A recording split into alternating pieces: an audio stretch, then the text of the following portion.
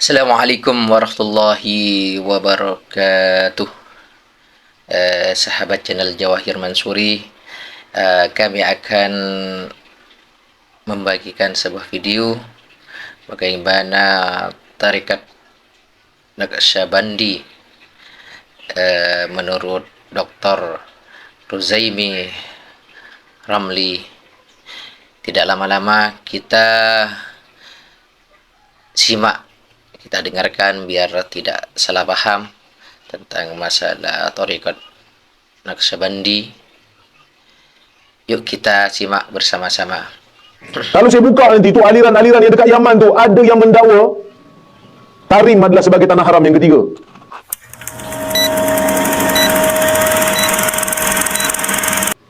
Kalau kita terima tarikat ni, tarikat-tarikat lain bermasalah. Dia kata apa? Bismillahirrahmanirrahim, there are 41 tarikat. Tapi dia kata 40 tarikat yang lain telah tutup pintu. Satu tarikat je buka pintu. Tarikat dia seorang ni.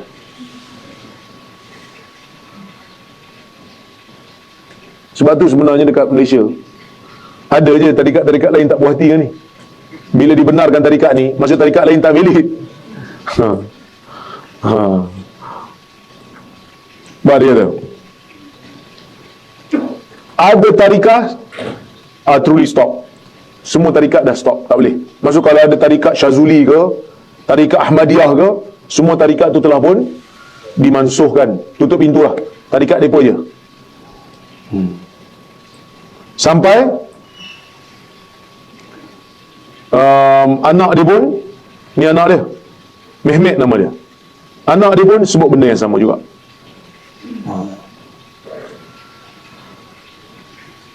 Okey. Dan sesiapa yang menolak Syekh Nazim, kata anak dia, sama seperti syaitan menolak Allah. Siapa tak terima kata-kata Nazim tadi, tak taat kepada kata-kata Syekh Nazim, maka seperti syaitan yang menolak arahan Allah Subhanahu wa taala. Okey. Dan Nazim pernahlah mengeluarkan laknat kepada Majlis Fatwa Malaysia yang telah mengeluarkan fatwa menyesatkan dia.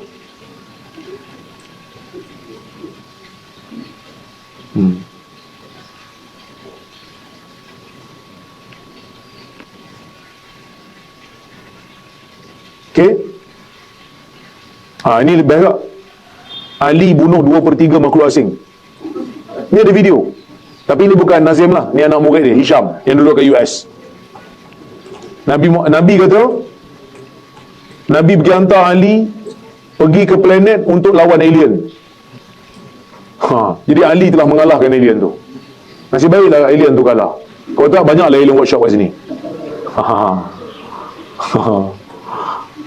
Okey, ini banyak cerita-cerita pelik lah. Okey.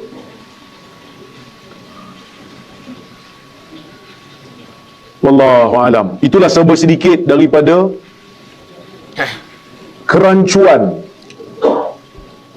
kebatilan yang disebarkan atas nama tarikat Naqsyabandi. Itu belum lagi cerita saya buat haji tahun lepas. Saya buat haji tahun lepas. Ada seorang pegawai Malaysia yang kerja di konsulat Malaysia di Jeddah hubungi saya. Kami berkawan lah. So dia kata, Syekh, nak jumpa entah juga. Kami pun pergi jumpa lah. Dia datang ke Mekah, kami makan sama. Lepas tu dia kata, Syekh, nak cerita sikit lah, dia kata. Kenapa? Dia tahu tak sekarang ni dekat Madinah, masa tu lah, ada satu kumpulan tarikat Naqsyabandi Khalidiyah. Satu aliran daripada Khalidiyah ni, Naqsyabandi Khalidi ni, berada di Madinah. Bermula daripada bulan Muharram lagi daripada ada kat sana. Sebab apa? Sebab tunggu Mahdi akan keluar. Rupanya tak keluar-keluar. Daripada bulan Muharram sampai bulan Zulhijjah tak keluar-keluar. Dan benda tu masuk dalam akhbar. Dia mesej tu, dia disebut. Lepas tu dia kata, tapi tak apa, enta tunggu jap, nanti anda bagi green light, enta up isu ni. Lepas tu bila dah sampai Malaysia, dia kata tak payah up lah isu ni. Sebab apa, kerajaan dah ambil isu ni, orang kata dah ambil alih isu ni, nak selesaikan masalah mereka. Sebab mereka overstay. Datang tu dengan visa yang limited, kemudian duduk overstay. Sebab mula-mula dia kata 10 Muharram akan keluar Mahdi. Tak keluar-keluar. Tunggu, dia kata. Tunggu. Bulan tak timbul-timbul. Mahdi tak keluar-keluar.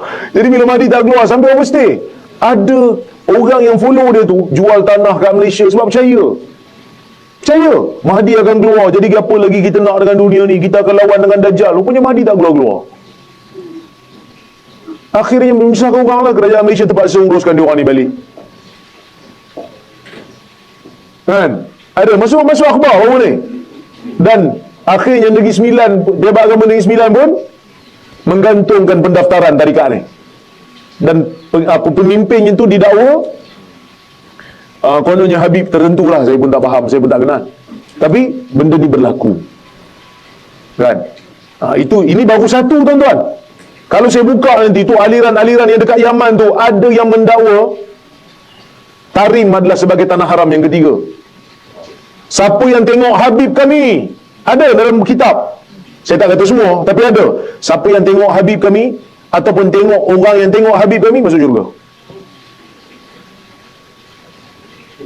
Kacau. Ada dalam kitab sebahagian daripada ahli tarikat, dia tulis kat situ, isteri saya mengandung, mengidam nak makan satu jenis dessert, apa dia panggil, pastry, ni lah, manisan lah, kuih. Syekh tu berak, terus jadi kuih tu, dan isteri saya makan.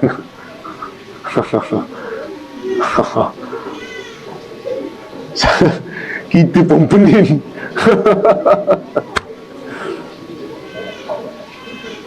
Semua dia kata, tak mustahil karomah.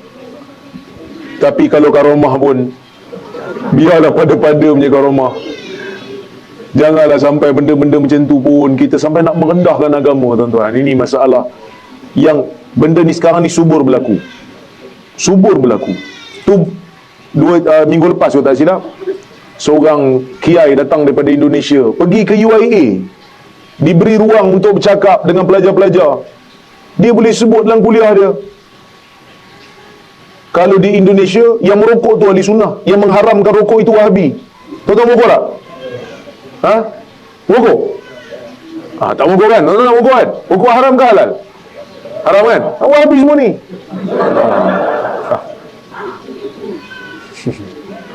Sebut dalam satu majlis bersama dengan pelajar, kita duk kempen orang jangan merokok. Orang datang kat kita, ustaz saya ni merokok, saya nak berhenti tapi tak boleh berhenti. Kita bagi semangat kat dia, usahalah bagi berhenti, rokok ni benda yang haram. Tiba-tiba datang seorang kiai kata, sebenarnya rokok ni tak ada masalah. Yang merokok tu ahli sunnah kalau kat Indonesia, yang mengharamkan rokok tu Wahabi. Tepuk kepala kita.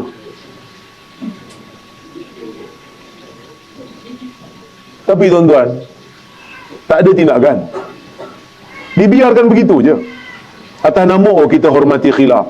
Tapi waktu saya sebut benda-benda yang memang ada asal agama, diserang, dihina, tak dibenarkan bercakap, padahal benda yang kita sebut tu ada asal juga. Nampak? Saya tak tahu apa yang nak berlaku, tapi apa yang saya sebut pada malam ni, saya tahu benda ni akan jadi viral lah. Tambah pula ada live ni kan. Tapi apa kita nak buat? Kita terpaksa lalui. Ini cabaran dalam kehidupan, ini perjuangan. Dan saya nak sebut, saya tak ada berkepentingan pun. Saya tak ada berkepentingan pun nak pergi hentam tarikat ni. Tapi kita cuma ada satu tanggungjawab, yang kita perlu berdiri di hadapan Allah, yang kita telah melaksanakan apa yang Tuhan wajibkan atas kita, menjaga keaslian agama daripada dirosakkan oleh puak-puak ni. Kepada mereka yang membenarkan tarikat ni, moga-moga kalian ada jawapan di hadapan Allah ketika mana tarikat ni dibenarkan. Ada sebahagian daripada pengikut mereka cuba nak disassociatekan Nazim ni, sebab dia orang tahu tak ada nak defend dah. Sebelum ni dia orang tanya ISBN, mana ISBN nak membuktikan kononnya betul, sedangkan kita bawa daripada rujukan yang memang otentik daripada web rasmi mereka. Tapi kita bawa kali ini bukti daripada video sendiri. Cuma nak disassociate. Dia kata, oh, sebenarnya sekarang ni tarikat ni telah dibawa oleh anak dia, bukan dibawa oleh dia lagi. Kalau betul dia tak terlibat dengan tarikat ni, tolong putuskan sanad. Sebab dia orang tak boleh putuskan sanad, sebab tarikat dia orang datang daripada ni. Kalau betul, tak putuskan, jangan ambil daripada dia dan declare dia bukan wali. Berani? Tak berani juga, kerana dia orang tahu dia orang punya silsilah datang daripada jalur dia. Tak mungkin ada tarikat itu melainkan nama dia mesti ada di situ. Jadi sebab tu saya kadang-kadang saya terbayang macam mana orang yang membenarkan benda ni, pergi sign, dibenarkan dengan syarat sekian-sekian. Sebenarnya dibenarkan dengan syarat ni, orang awam bukan nak buat research pun. Mufti lah kena buat research. Bagi tahulah. Sebab tu perleh kami keluarkan fatwa ni tentang Nazim Haqqani ni. Kami keluarkan fatwa. Dan fatwa kami, tuan-tuan, tengok fatwa perleh. Dia bukan ringkas, sangat-sangat detail. Sebab apa? Sebab semua ni adalah kajian yang dibuat oleh panel kajian fatwa. Memang mufti lantik mereka ni. Dah tengok, saya baca fatwa boleh. Last sebelum kita tamatkan, fatwa ajaran dan kepercayaan Syekh Nazim Haqqani, Syekh Tarikat Naqsyabandiyah Al-Aliyah. Berdasarkan kajian yang dilakukan, Jawatankuasa Fatwa Negeri Perlis mengambil maklum dengan keputusan mesyuarat Jawatankuasa Fatwa Majlis Kebangsaan bagi Hak Ehwal Agama Islam yang diputuskan sebanyak 12 kali, iaitu pada tahun 2000 sebanyak 2 kali, 2001 sekali, 2002 sekali, 2009 4 kali, 2010 3 kali dan 2019 sekali, yang telah mengekalkan keputusan seperti berikut. Maksudnya banyak kali dah bersidang cerita ni. Banyak kali disuruh untuk ubah keputusan sesat ni. Ya. Okey, 12 kali bersidang, 12 kali keputusan dibuat begini. Tarikat Naqsyabandiyah Al-Aliyah di bawah pimpinan Nazim Haqqani bertentangan dengan fahaman akidah Ahlussunnah wal Jamaah dan menyeleweng dari ajaran Islam. Dan semua negeri dikehendaki memfatwa dan mewartakan bahawa tarikat Naqsyabandi di bawah pimpinan Nazim diharamkan dan tidak boleh diamalkan oleh umat Islam kerana ia bercanggah dengan ajaran Islam yang sebenar. Yang ketiga, keputusan tambahan kepada teks asal pada tahun 2000, iaitu pengamal ajaran ini dikehendaki segera bertaubat. Ini keputusan 2019.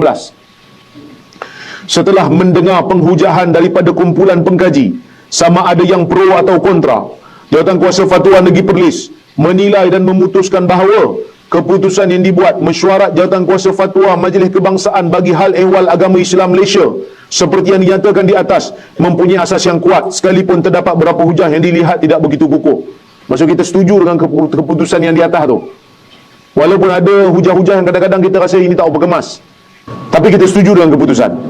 Setelah menilai dengan teliti kajian yang telah dilakukan dan mengambil kira penghujahan puak yang menyokong dan mengkritik, maka Jawatankuasa Fatwa Negeri Perlis bersetuju bahawa ajaran dan kepercayaan Nazim Haqqani mempunyai perkara yang menyesatkan, khurafat, tahyul dan bertentangan dengan fahaman akidah Ahlussunnah wal Jamaah serta menyeleweng dari ajaran Islam.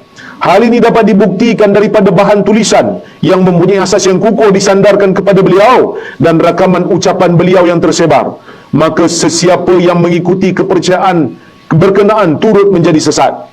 Antara perkara sesat, khurafat dan tahyul yang terdapat dalam kepercayaan ajaran Nazim Haqqani ialah beliau mendakwa Allah hanya melihat anak Adam sekali. Ini yang saya sebut tadi, ya. Tidak wajar meminta terus kepada Allah, sebaliknya hendak melalui wali sebagai protokol dan adab. Nabi Muhammad menghantar wakil untuk hadir secara yaqazah. Wakil itu bertindak seakan seperti Nabi yang sebenar. George Bush dan Tony Blair yang mengebom Iraq merupakan wali Allah. Mereka telah melakukan tugasan yang mulia, iaitu menyerang Saddam Hussein di Iraq. Boleh kata serang Saddam Hussein itu bagus. Mereka dijaga oleh jin dan wali Allah. Mereka akan menyerahkan pedang dari langit kepada Isa AS. Tengok, tuan-tuan semayang pun tak dapat martabat ni. Wali mendapat kuasa ketuhanan seperti boleh mengalihkan gunung dan memanggil serta bertemu dengan roh di dunia dan di alam barzah. Nabi Khidir adalah Saint George yang dikenali dalam kalangan penganut Kristian sebagai the Green Man. Amalan Rabitah, iaitu membayangkan wajah guru dalam zikir, boleh membawa pengamalnya menjadi wakil Allah menguasai alam. Sebab dia orang ni bila nak zikir kena bayang muka syekh. Itu dipanggil rabitah. Orang awam perlu menerima semua hadis dalam kitab sebagai sahih tanpa perlu penelitian. Wali menyemak hadis melalui kasyaf seperti keluar cahaya dari teks hadis tersebut. Murid tidak boleh persoal tindakan guru walaupun bercanggah dengan syariat kerana guru mendapat arahan Tuhan. Imam Mahdi berada dalam gua di Rubuk Khali. Pernah pergi ke Rubuk Khali tu? Rubuk Khali pernah pergi? Padang pasir dekat Saudi tu. Tempat kosong tu. Lorong putih panggil apa? Empty quarter. Dia kata Mahdi ada kat situ, duduk dalam gua.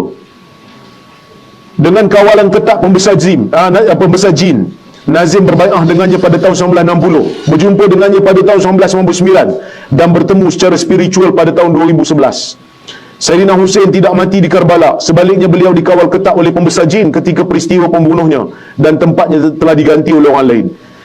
Nazim mendakwa Imam Mahdi 7 wuzara, yakni pembantu-pembantu Mahdi, 99 khalifah dan 313 mursyid, kesemuanya tarikat Naqsyabandi. Sampai Imam Mahdi pun tarikat dia. Dirinya dan Syekh Mehmet Adil dilantik oleh Nabi, anak dia lah. Para wali berada di kubur mereka memiliki kuasa melindungi kita dengan izin Allah. Mi'raj bukan hanya untuk Nabi tetapi juga untuk umat dia. Ada burak yang disediakan untuk umat. Tuan-tuan cuba tengok dekat dekat Uber mungkin ada. Saya nak tempah burak. Syekh Nazim mendakwa Hisham Kabani sebagai Khalifah Mahdi. Naga dan ular makan tentera Rusia di makam Hasan bin Abbas. Raja jin yang bernama Hazaz yang berkawal untuk Mahdi tunduk kepada Nazim. Mak, tuan-tuan cuba bayang. Ni semua ni sebahagian je. Banyak lagi ni. Adapun kenyataan muzakarah. Begitulah keterangan dari Dr. Ruzaimi Ramli. Semoga dengan keterangan ini, penjelasan ini menjadi tambahan pengetahuan buat kita tentang tarekat Naqsyabandi, bagaimana kita menilainya, dan semoga apa yang beliau sampaikan menjadi manfaat buat diri kita sendiri dan orang lain. Cukup sekian saja dari kami. Manakala ada kesalahan dan kekurangan, ihdinas siratal mustaqim. Assalamualaikum warahmatullahi wabarakatuh.